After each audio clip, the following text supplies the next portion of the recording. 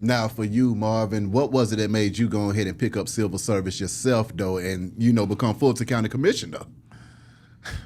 So, a funny story, I was in my HOA, in my subdivision, right? And I disagreed with some of the decisions that the HOA leaders were making. Come on now. And I said, hey, I think I can do better than them. I think I can do better than what they're doing. And so I decided to run for my HOA board. And once I got on the HOA board, I think a light went off in my head. And then I looked at the Fulton County Commission and I said, I think I can do better than them. And I said, I'm going to run for that. And so an open seat came up, and I ran for it, and I was blessed that the people chose me to represent them. As the Fulton County Commissioner, I mean, what are some of your tasks and jobs that you have to deal with on a regular basis for those that don't know? Because, see, for a brother such as myself, I just see Marvin Arrington Jr., Fulton County Commissioner, I'm like, okay, vote. You see what I'm saying? But I don't know what's going on. Yeah, no, definitely. The average person doesn't even know, right? Only 5 to 8% of the people probably know who their commissioner is, who their state rep is, or who their state senator is, right? But as Fulton County Commissioner, we are responsible for setting the budget for Fulton County. We manage $1.3 billion a year of Fulton County tax money. 80% of that money comes from property taxes. And so you always want to make sure that you are doing the right thing. But of that $1.3 billion, we're spending $100 million on the jail. We're spending $100 million on the courts. We spend $100 million on health insurance for the over 5,000 employees that work for Fulton County, right? So there are a lot of big chunks, but we also spend money on the arts. We also spend money on senior programs and minor home repairs for seniors. But basically, we're responsible for setting the policy and the budget for Fulton County government.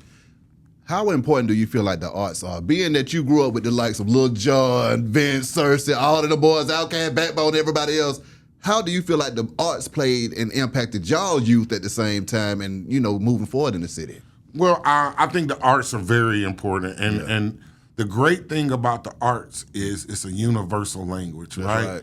Black, white, Asian, straight, gay, Latino, whatever. The arts is a universal language. And so I come from, I guess, an arts background as an entertainment attorney, and had representing artists and musicians, and so I consider myself the arts commissioner. And so this year we just added an additional $1.7 million to our already $5 million arts budget for the year, and I'm trying to get it up even more, right? But like during COVID, we also made money available for artists and arts organizations, because if people couldn't go out and go to a show, then how do these organizations survive? How do these artists survive? And so we did a $5 million grant for artists that reside in Fulton County. And they could each get up to, I think, like $50,000 or so. That was enough. To help get through a grant. Yeah, what we didn't know was going to be a 2-3 year COVID delay, right? That was crazy.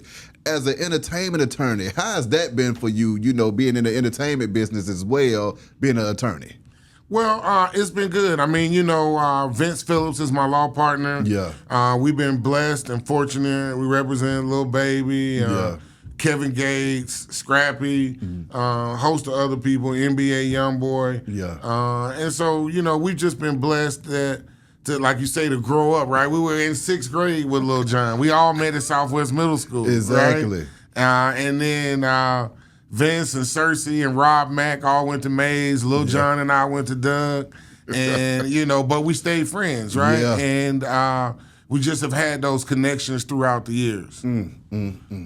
Okay, so now back to the documentary again. For those that don't know, where can they find this thing, Marvin? Okay, Bowlegs, Marvin Arrington Sr. Atlanta Story. It's available on Apple TV, iTunes, Google, YouTube, Amazon, and Prime Video.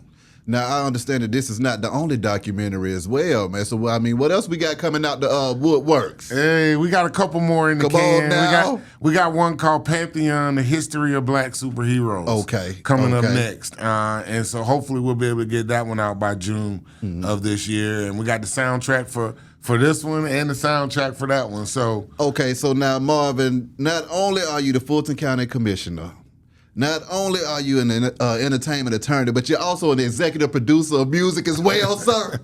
Break down the soundtracks to this thing, because I think folks need to know who's all involved. Hey, well, we got some great people. We got Lil Will and Backbone on the title track. Yes, sir. Old Atlanta.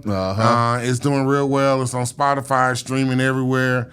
I'm still working on finishing the paperwork with everybody else, but we've got Scrappy, Young Dro, Quavo Gold, and Mook B. What up, dope? Yeah, and so we got a host, Cool Breeze, Killer Mike, Bone Crusher, Cujo Goody. It's crazy. But it's relationships, right? Yeah. And I tell people, a lot of times when we grow up, we have these rules and we have these things in our minds, and if somebody does this to me, then I'm not going to. Relationships are more important than rules. People are more important than rules. Yes, sir. Value your relationships over everything else. And the other thing is, with the documentary, we've got to do a better job of capturing these stories.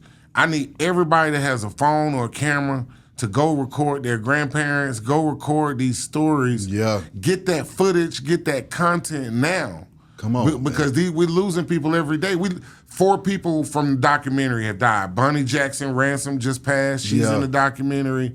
Larry Dingle, my Uncle Joe, and Michael Langford. Yeah. And so, we're losing people, and once we lose them, then we can't get those stories anymore. Yeah. So we got to capture those stories now. We can figure out the story, figure out distribution and all of that later. Yeah. But right now, pick up a camera and go capture every story you can. Exactly.